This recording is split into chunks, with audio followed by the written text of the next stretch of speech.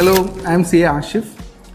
CA പഠിക്കുന്നതിനോടൊപ്പം തന്നെ കൂടുതൽ ഒരു അഡീഷണൽ എഫേർട്ട് ഇല്ലാതെ തന്നെ നമുക്ക് ക്ലിയർ ചെയ്യാൻ പറ്റുന്ന മറ്റൊരു കോഴ്സ് തന്നെയാണ് ശരിക്കും CMA ഇന്ത്യ എന്ന് പറയുന്നത്. കാരണം ഏകദേശം സബ്ജക്റ്റുകളെല്ലാം സെയിം തന്നെയാണ്. ഇതിൻ്റെ ഒരു എക്സാംസ് ഒക്കെ പറയുകയാണെന്നുണ്ടെങ്കിൽ CAയുടെ എക്സാം കഴിഞ്ഞൊരു 1 മന്തിന് ശേഷമാണ് CMAയുടെ എക്സാം വരുന്നത്. അപ്പോൾ വലിയൊരു അഡീഷണൽ എഫേർട്ട് ഇല്ലാതെ തന്നെ CA പഠിക്കുന്ന ഒരു സ്റ്റുഡൻറ്റിന് ക്ലിയർ ചെയ്യാൻ പറ്റുന്ന മറ്റൊരു എക്സാമാണ്. അതുവഴി നമുക്ക് മറ്റൊരു അഡീഷണൽ ക്വാളിഫിക്കേഷൻ തന്നെയാണ് CMA ഇന്ത്യ എന്ന് പറയുന്നത്. അപ്പോൾ നമ്മുടെ പല ഫ്രണ്ട്സും CMA ഒരുമിച്ച് ചെയ്ത ആൾക്കാരുണ്ട്. ആ ഒരുമിച്ച് ചെയ്തുകൊണ്ട് തന്നെ അതിൻ്റെ ബേസിസിൽ നല്ല ജോബ് പൊസിഷനിലെത്തിയ ആൾക്കാരുണ്ട്.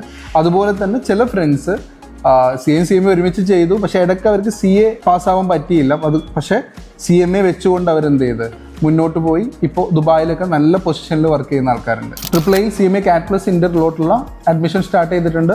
ഏറ്റവും മികച്ച എക്സ്പീരിയൻസ്ഡ് ആയിട്ടുള്ള ഫാക്കൽറ്റീസ് തന്നെയാണ് ട്രിപ്പിളുള്ളത്. അതുപോലെ ഇത്തവണ CA ഫൗണ്ടേഷൻ ക്ലിയർ ചെയ്യാത്ത എന്നാൽ CMA ചെയ്യാൻ ആഗ്രഹിക്കുന്ന കുട്ടികളുണ്ട് എന്നുണ്ടെങ്കിൽ അവർക്ക് വേണ്ടിയിട്ട് ട്രിപ്പിൾ ഒരു 20,000 ഫ്ലാറ്റ് ഫീ ഡിസ്കൗണ്ട് ഓഫർ വെച്ചിട്ടുണ്ട്.